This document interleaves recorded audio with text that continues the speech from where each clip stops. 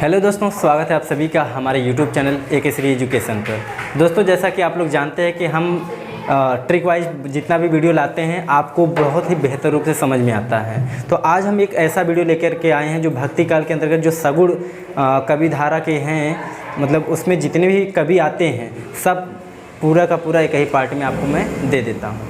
और हाँ, अगर आप परीक्षा देने के लिए जाते हैं तो केवल 5 मिनट का ये वीडियो देखिए, सारे भक्ति काल के जो कवि हैं उनकी रचनाएं हैं आपको तुरंत याद भी हो जाएगा। चलिए शुरू करते हैं वीडियो को। तो सबसे पहले आपको मैं यहाँ बता रहा हूँ सगुण काव्य धारा। इसके पहले एक निर्गुण होता है। निर्गुण में लोग जैसे देवी देवताओं का कोई आकार नहीं होता, लेकिन इसमें आकार होता है। तो यहाँ पे जो भगवान होते हैं, एक जो कवि होते हैं एक राम को मानते हैं और दूसरे तरफ जो कवि हैं वो कृष्ण को मानते हैं। तो आप इधर देख पा रहे होंगे, इधर के जितने भी कवि हैं ये सब किसके भक्त हैं? ये सब राम के भक्त हैं। और बाकी आपको इधर राइट साइड में दिख रहा होगा ये सब कृष्ण के भक्त हैं। तो ये कौन से किसके भक्त हो गए? ये हो गए कृष्ण के। इसके बाद इधर किसके हो गए? आपके राम के। ठीक है। तो है तो इसके अलावा भी बहुत सारे कवि हैं, लेकिन सबसे ज़्यादा अगर जो इम्पोर्टेंट है परीक्षा की दृष्टि से तो ये सब इम्पोर्टेंट हैं। जैसे आपको कृष्ण धारा के अंतर्गत अगर बहुत सारे कवियाँ मिलेंगे जो इम्पोर्टेंट है, जैसे आपके क्या सूरदास, मीराबाई और रस खान। तो चलिए हम 1 बाय 1 करके स्टार्ट करते हैं। तो आप देखेंगे यहाँ पे सबसे पहला जो रामानंद है। पहले तो आप ये जान लीजिए कि सगुण काव्य धारा के अंतर्गत जो प्रवर्तक हैं, कवि जो हैं, प्रवर्तक कवि हैं वो कौन हैं? वो हैं तुलसीदास।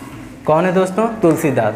बाकी आप यहाँ से देखिए रामानंद ने जो रचनाएं उनकी हैं आपको 3 मिल जाएंगी। क्या क्या मिलेगा? योग चिंतामणि, राम रक्षा और रामार्चन। इनका याद करने का तरीका क्या है कि आप देखिए, इनका राम से ही इनके दो आपको ट्रिक मिले, राम रक्षा और रामा अर्चन। मतलब जब भी आपको याद आए कि रामानंद तो रामार्चन और एक आपका हो जाएगा राम रक्षा।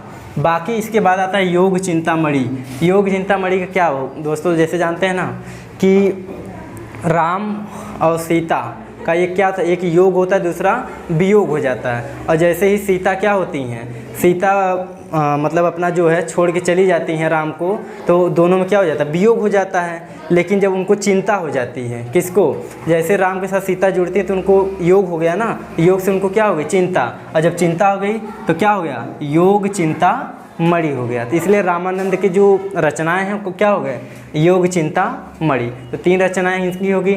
और रामानंद जो थे आपको पता होना चाहिए कि किसके गुरु थे? ये कबीर के गुरु थे। ठीक है।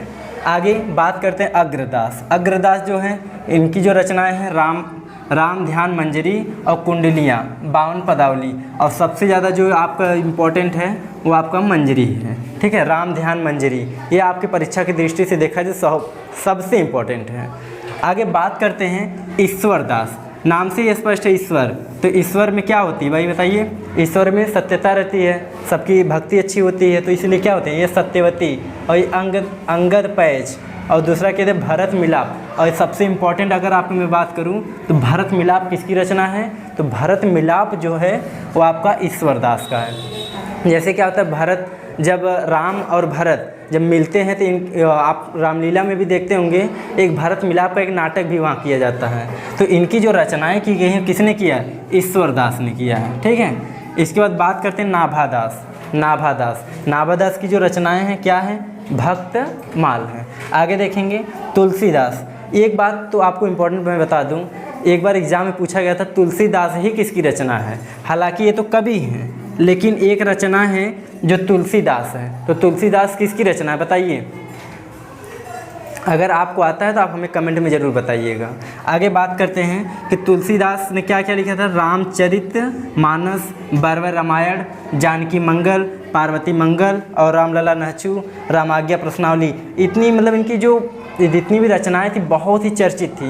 और चर्चित होने के नाते इनको भक्ति काल का क्या कहा गया है? भक्ति काल के जो कवि, जो आपके सगुण काव्य धारा के जो कवि हैं इनको प्रवर्तक कहा गया। ठीक है, प्रवर्तक कवि। और इसमें आपके जो रामायण थे, रामायण में जो आपके कांड हैं इनके कांडों के बारे में भी बताया गया है। आगे देखिए प्राणचंद चौहान जो चौहान हैं, एक क्या क्या रचना की? रामायण और नाटक। एक बात का और ध्यान दीजिएगा, रामायण की रचना किसने की है, तो आप किसको बताएंगे, प्राणचंद्र चौहान को, रामायण की रचना। और दो बात आती है, रामचरितमानस और एक रामायण। तो रामायण की जो रचना हुआ है वो प्राणचंद्र ने किया है, और रामचरितमानस का किसने किया है, तुलसीदास ने किया है, याद रखिएगा। आगे हृदय राम, भाई हृदय हैं तो प्रभु राम के जैसे बोलते हैं ना, जो सीना फाड़ के दिखाते हैं कि हमारे सीने के कौन है, हमारे दिल के अंदर कौन है, राम, और बाकी जानते हैं। आगे हृदय राम में हनुमान नाटक, तो हृदय राम की रचनाएं कौन सी, हनुमान नाटक की है। आगे नरहरि बारहट, इनकी रचनाएं आपको देखिए, रुक्मिणी मंगल, छप्पन नीति और कवित्त संग्रह। ये आपको इसको याद करना पड़ेगा, क्योंकि कुछ ऐसी रचनाएं हैं जो आपको याद करना पड़ेगा, जो ट्रिक की सहायता से याद नहीं हो पाएंगे। आगे देखिएगा माधवदास, इनकी सबसे अगर कोई इंपॉर्टेंट है तो वो माधुरी है। ये एग्ज़ाम में पूछा गया, जब मैं पुलिस का एग्ज़ाम दिया था तो उसमें ये क्वेश्चन किया गया था, माधुरी किसकी रचना है, तो आप किसका बताएंगे, माधवदास का। ठीक है, नेक्स्ट आपके कृष्ण भक्ति के कवि जो है सूरदास है, मीराबाई है और रसखान है। तो सूरदास ये भी आपके क्या हैं, कृष्णदास के जो प्रवर्तक कवि हैं, जो कृष्ण को सबसे ज़्यादा मानते थे, पता ही है।